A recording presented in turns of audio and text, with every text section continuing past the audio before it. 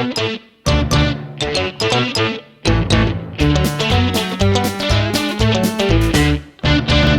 y'all, we just had a major storm here on the farm. It lasted for a probably good solid 30 minutes. The problem was that it was directly on top of us. We were in the red for a very long time, and the lightning would pop, and the thunder was basically immediately.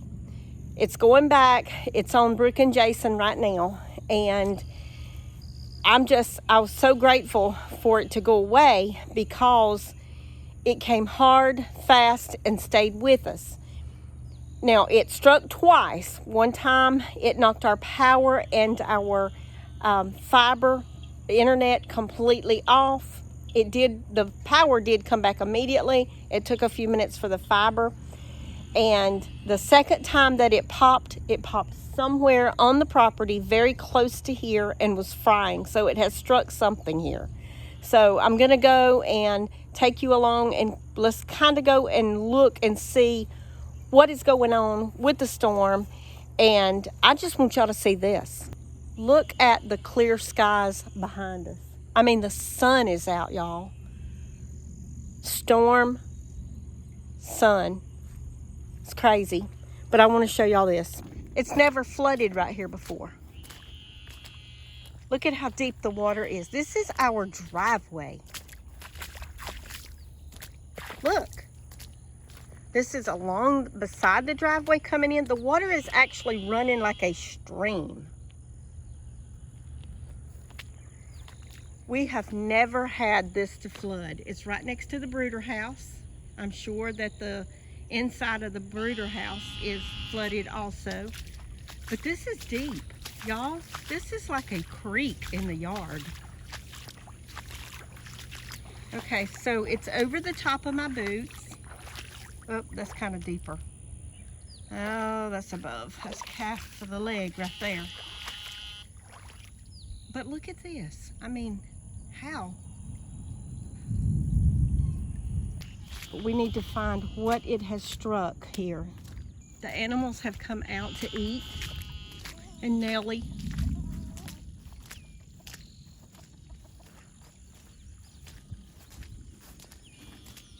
The pasture is flooded. So I'm assuming that I don't see them. So I'm assuming that they are going to be in the stall over there oh, there comes Nellie. And Sophie.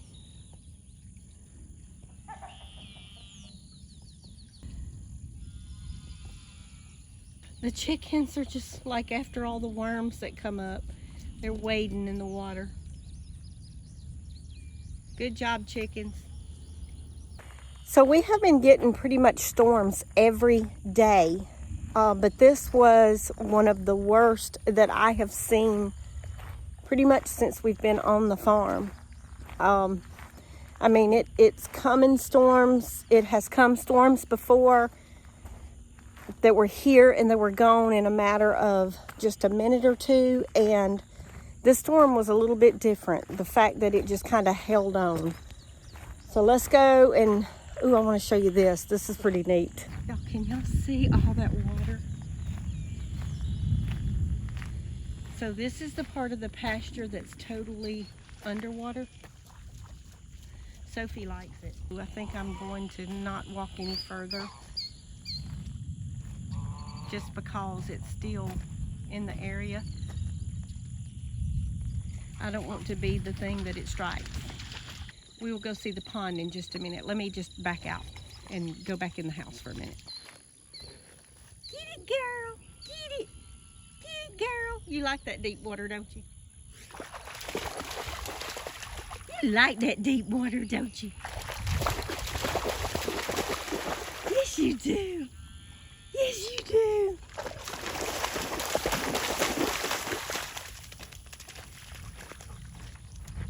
Sophie looks at it like it's a giant playground. She's so dirty. Oh my gosh, you're so dirty. Oh, Sophie, you're so dirty. You're so dirty. No way I'm coming to that fence. No way I'm coming to that fence. Okay, y'all, I want y'all to see this. Oh my gosh. Hey, little duck duck. Look at you out here.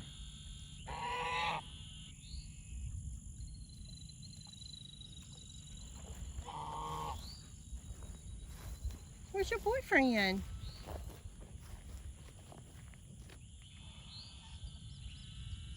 Look at how full the pond is. That tree is back in the water. It's at full level when that tree reaches the water.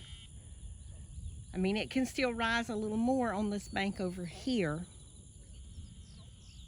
It's still a long way from being over the top like it usually is, but it's a good start. And once all this water drains off, I'm pretty sure that that tree over there is going to be touching water.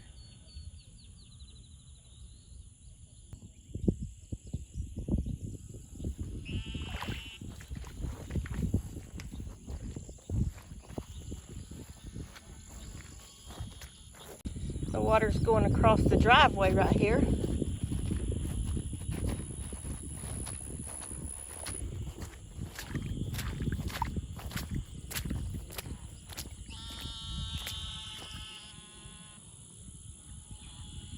Sounds like some pretty happy frogs. And there it is. We knew it struck something close, but we didn't realize it was this close. Took all the bark off the tree.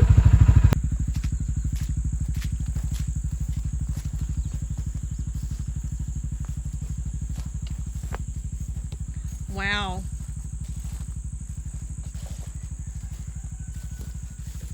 Wow. Wow. So it has been a couple of days since the big storm came through where lightning struck something, and I showed you the tree. I wasn't sure if the tree was struck by lightning or if it had simply died.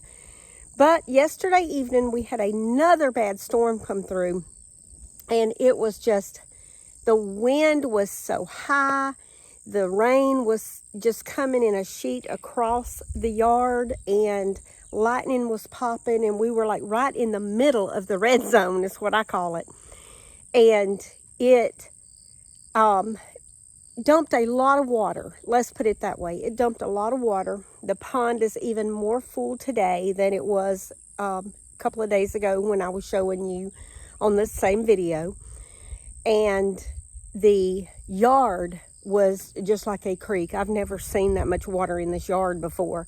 Our yard typically does not hold water. There's one mud hole in the driveway, and I call it a little mud hole, that we've got to repair. But the whole yard was basically like a river. I mean, it was running across like a creek or whatever.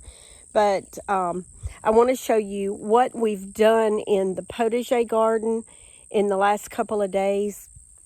You know, it had rained so much that everything was overgrown. All the tomatoes just kind of split and rotted. Where I had the pink eye purple hull peas and the corn, all that area just kind of grew up with all kinds of weeds and grass in the row. Of course, you know, I've got the walkway with the ground cover down, but in the row itself, it was just a lot. So we've gotten out here and we've got that cleaned up somewhat. I probably do need to put like a silage tarp over it, but I'm ready now to plant some contender bush beans, maybe even another planting of the pink eye purple hull peas. We'll see how the seeds go with it. I do need to put up some green beans though for the winter. So let's go into the lazy garden and just have a look. It's not all the way clean yet, but just to update you of what's going on. The sun is out today. It's extremely hot. Now we're under a heat advisory for the whole week. They say that the feels like temp is going to be 110 by Friday. So with the moisture that it's pulling from the ground, I mean, it has no choice but to be humid. So we're going to try to do our work in the early mornings and the late evenings outside. And during the middle of the day, I'll try to make soap and tinctures and salves just to be able to get all the work done and use my time wisely. So let me show you what's going on out here. I had some help doing this, and it was a little fellow that came over and made some extra money for school. And I told him not to touch this grass right here because I actually have some echinacea in there. So I'm going to do this part myself. He did a very good job over here in the corn and green bean area. As you can see, most of it is gone. And he put me down some mulch. That was super sweet.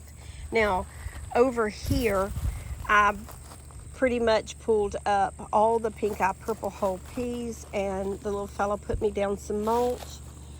He cleaned out from around the mermaid rose there. So now I've got to come back out here and get the ground prepped to be able to plant those bush beans. I still have a lot of lemon drop. Look at how much is going on there. And over here, that's lemon balm that I need to go ahead and get another harvest off of just as soon as possible. And of course, the zinnias, they just kind of went crazy. I cannot any longer walk in the middle of those zinnias. The walkways are pretty much covered now. And as you can see, there are a ton of butterflies. And I love butterflies. And I cannot tell you what species of butterflies that are coming and going out here. That's a huge one right there. Mixed in with all the butterflies, there are honeybees. Now over here, of course, the celosia has really just kind of taken over. Can't walk between those anymore either.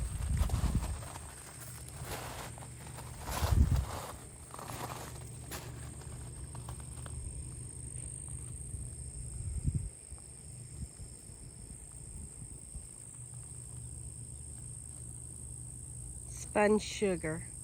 The spun sugar celosia is so beautiful. Y'all, have you ever seen such beautiful colors?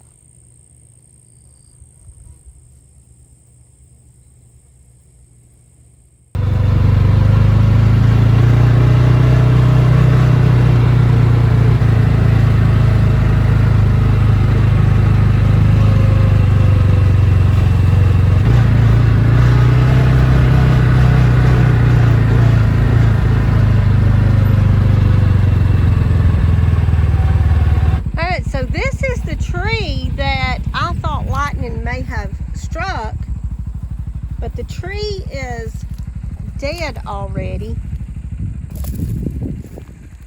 and it broke loose from the ground. Now, y'all, for those of y'all who know anything about fat lighter, if I dig that up right there, that is going to be some good fire starter right there. I might can actually even harvest some from up in the heart of the tree. Wow, okay. Fat lighter it is. But I got to get this tree moved out of the roadway. Probably hook my winch to it and see if I can winch it out of the way.